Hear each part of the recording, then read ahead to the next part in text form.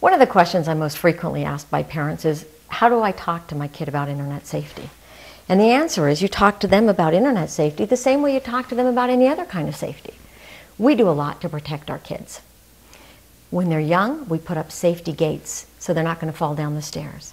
When they're a little older, we teach them how to look both ways to cross the street.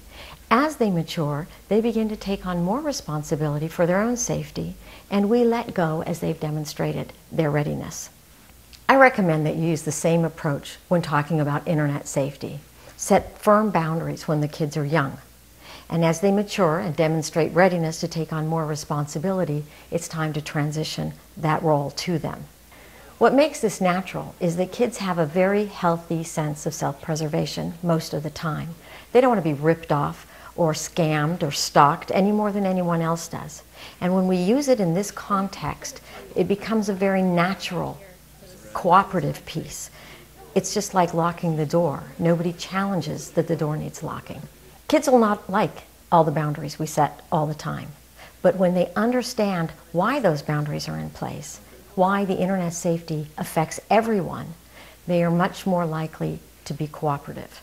The second step is to build a privileges and responsibility roadmap that shows your child how you're going to help them get to the next level of responsibility and new tools. When they're young, we put strong protections around them using filters and child safety software. But the goal is to transition them to being responsible, independent internet users. Expect your child to demonstrate to you that they have reached that level of maturity before taking on a new service. And by doing so, they have the ownership for their progression.